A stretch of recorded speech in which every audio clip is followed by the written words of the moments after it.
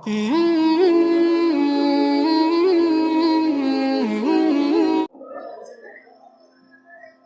بتلاؤ،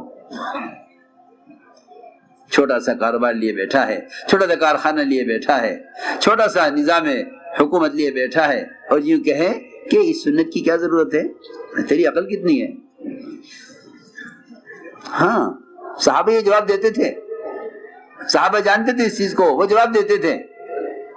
یہ تو یوں کہیں گے ان کے طریقے اختیار کرو تاکہ ہم اور یہ مل کر ساتھ چلیں، جس سے دنیا میں امن و امان قائم ہو۔ دیکھو تو صحیح کیسے حماقت کے مشورے ہیں۔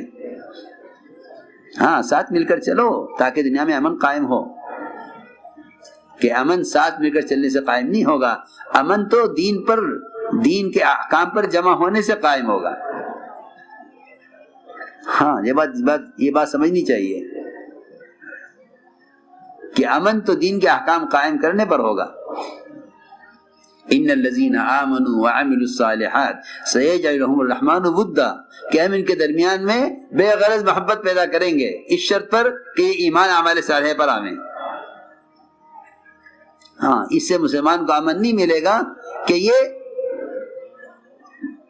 غیروں سے دین کے احکام پر سمجھوتا کر لے، اس سے خدا کی قسم امن نہیں بلکہ سب سے بڑا فساد کا سبب یہی ہے کہ آؤ سمجھوتا کر لیتے ہیں، تم دو بات ہماری مان لو، ہم دو بات تمہاری مان لیں، اس طرح مل جل کے چلو۔ نہیں، یہ ممکن نہیں ہے، یہ ممکن نہیں ہے، یہ ممکن نہیں کہ مسلمان اپنے دین کو بیچ دے حالات ٹھیک کرنے کے لیے، کہ تم دین کو بھیجو گے حالات ٹھیک کرنے کے لیے، اللہ حالات اور بدتر کریں گے، اور بدتر کریں گے۔ اسی لیے فرمایا کہ اگر تمہیں اغیار سے امید اپنے حالات کے بدلنے کی ہے تو جو ہم لائیں گے اس کے بعد وہ اس سے بدتر لاویں گے تمہارے خلاف، پکی بات ہے، کیونکہ تم نے دین کا سمجھوتا کیا ہے غیروں کے ساتھ۔ اس لیے عرض کر رہا ہوں کہ روزانہ ایمان کے حلقوں میں بیٹھ کر غیب کی باتوں کو سنا کرو روزانہ۔ لوگوں نے بھی اس کو لیا نہیں ہے کہ روزانہ وقت فارغ کریں، مسجد میں ایمان کے حلقوں میں بیٹھ کر اللہ کے وعدوں کو اور غیب کے تذکروں کو سنیں، تاکہ انہیں معلوم ہو کہ نظام کائنات کا کائنات سے کوئی تعلق نہیں ہے، ورنہ رفتہ رفتہ رفتہ اس پر آ جائیں گے یہ کہ مان لو یہ بات۔ ہاں، کہ اتنی بات کے ماننے میں کیا حرج ہے، یہ سنت چھوڑ دو نا، کیا بات ہے، سنتی تو ہے، چھوڑ دو، کیا ہے کہ سنتی تو ہے، اس پہ کیا اڑنا، کہ جب تمہیں کوئی فرض سے روکے گا پھر دیکھنا، پہلے تم سنت چھوڑ دو۔ جی ہاں، سنو میری بات دھیان سے، کہ اگر سنت کے چھوڑنے سمجھوتا ہو جاوے تو کیا حرج ہے، سنو غور سے، ایک سنت چھوڑنے پر کیا ہو جائے، سمجھوتا ہو جائے تو کیا حرج ہے، کہ نہیں، جو سنت کو ہلکا سمجھ کر چھوڑیں گے وہ فرائض کو ضائع کرنے کی طرف جائیں گے۔ ہاں، دین تو ایک مکمل طریقے زندگی ہے۔ ہم میں صاحب فرق یہ ہے کہ وہ سنتوں کو چھوڑتے، کہ وہ سنتوں میں کرتے تھے سنت ہونے کی وجہ سے، ہم سنتوں کو چھوڑتے ہیں سنت ہونے کی وجہ سے، کہ چھوڑ دو یہ سنت ہے، اس کام کو چھوڑ دو کہ یہ سنت ہے۔ وہ عمل کرتے تھے کہ اس پہ عمل کرو کیونکہ یہ سنت ہے۔ تو ساری بات سمجھانے کے لیے عرض کر رہا ہوں کہ ایمان بالغیب سیکھو، تاکہ پتہ چلے کہ تمہارے دل میں شک ہے، یہ تمہارے دل میں نعوذ باللہ کفر ہے، یہ تمہارے دل میں ایمان ہے۔ کہ ایمان ہے تو ایمان بڑھے گا، شک ہے تو شک بڑھے گا، اور کفر ہے تو کفر بڑھے گا، لیکن خبر سب کے لیے۔ عجیب بات ہے، آپ نے خبر دی کہ جہنم میں درخت ہے، فن نے کہا کہ کیسے ہو سکتا ہے، اگر جہنم میں درخت کی خبر نہ دیں، اگر جہنم میں درخت کی خبر نہ دیں تو کافر جہنم کا انکار کیسے کریں گے، کیوں آئیں گے انکار پر، کہ یہ کیسے ہو سکتا ہے کہ جہنم کی آگ اتنی سخت ہے اور اس میں درخت ہے۔ ہاں، اس میں درخت کون مانے گا، کیوں؟ اس لیے کہ درخت آگ میں جلے گا، یہ عقل کہہ رہی ہے۔ میں کچھ سمجھانا چاہتا ہوں کہ اگر نبی کی طرف سے آنے والی خبریں حالات کے، ظاہر کے، انسانی عقلوں کے مطابق ہوں تو پھر نبی کو نبی ماننا کون سا کمال ہے، اور غیب کی باتوں پر ایمان لانا کون سا کمال ہے کہ ہاں ایسا ہو سکتا ہے، ایسا ہو سکتا ہے کہ دیکھیں یہ جہنم کو یقینی مانتے ہیں یا نہیں کہ جہنم میں ایک درخت ہے؟ ہاں، اس کو اللہ نے فرمایا وَالشَّجَرَةِ الْمَلْعُونَةِ فِي الْقُرْآنِ کہ جہنم میں ایک درخت ہے، وہ درخت زقوم.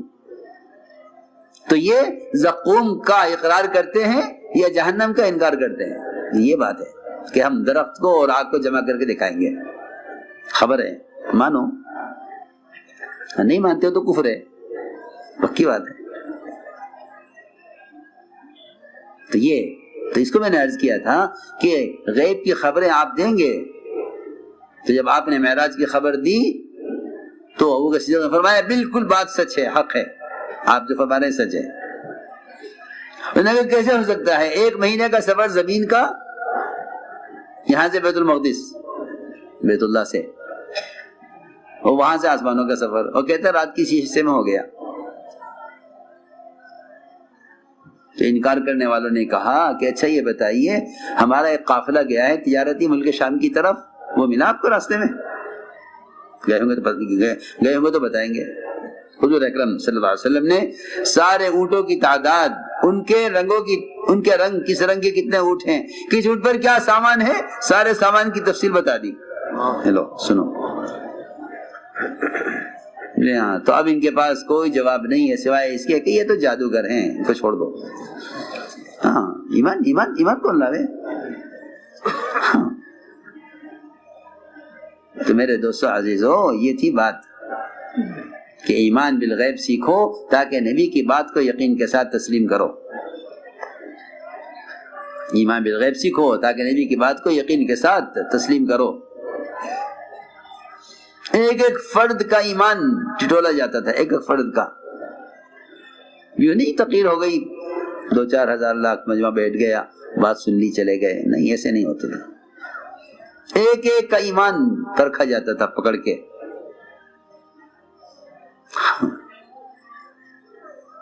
ایمان پرکھا جاتا تھا ان ایسے حالات سے. حضور اکرم صلی اللہ علیہ وسلم نے ایک دیہاتی سے گھوڑا خریدا.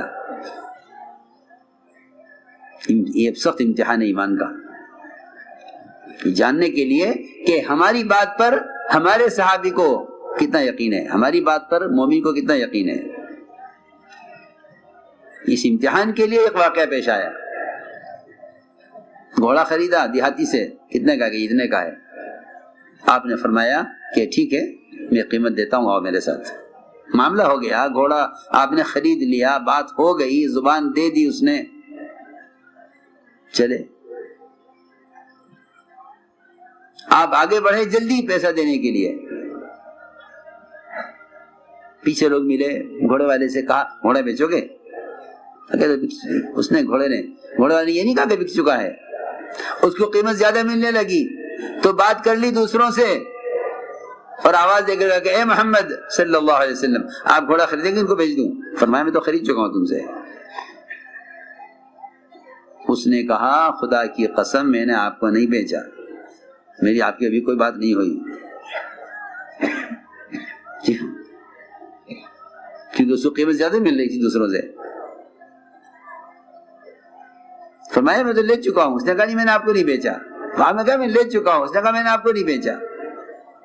گھوڑے والے نے کہا ٹھیک ہے، اگر آپ نے خریدا ہے تو آپ گواہ لائیے، اور گواہ کوئی تھا نہیں، دو کے درمیان بات ہوئی صرف. ابھی آپ کی بات چل رہی تھی اس سے، اتنے میں حضرت خدیجہ بن ثابت رضی اللہ تعالیٰ وہاں سے گزر رہے تھے. دیکھا کہ گھوڑے والا کہتا ہے آپ سے گواہ لائیے. آگے بڑھ کر کہا میں گواہی دیتا ہوں. گواہی تو وہ دے گا جو موقع پر موجود ہو. ہم اب 1400 سال 1500 سال کے بعد محمد صلی اللہ علیہ وسلم کی ایک خبر کے بارے میں سوچتے ہیں کہ خبر نہیں کیا ہوگا، خبر نہیں کیا ہوگا، خبر نہیں کیا ہوگا۔ جس طرح آپ کی بات اس دن یقینی تھی، آپ جو خبریں لائے ہیں خدا کی قسم وہ آج بھی اسی طرح یقینی ہے جیسے اس دن یقینی تھی۔ صحابہ کرام آپ کی سنی ہوئی خبروں کو اور آپ کی طرف سے ملنے والی اطلاعات کو اتنے یقین کے ساتھ اس کے منتظر ہوتے تھے، اتنے یقین کے ساتھ منتظر ہوتے تھے کہ کیا رات سونے والے کو صبح کے سورج کے نکلنے کا یقین ہوگا جو صحابی کو اس بات کے پیش آنے کا یقین ہوتا تھا جو آپ نے فرمائی ہے۔ ایک صحابی بیمار ہو گئے، موت کا وقت قریب آ گیا، لوگوں نے کہا تم آپ کا موت کا وقت قریب ہے، میں کہ نہیں مجھے موت نہیں آئے گی، مجھے موت نہیں آئے گی۔ مجھے بتلایا رکھا اللہ کے نبی نے کہ تمہاری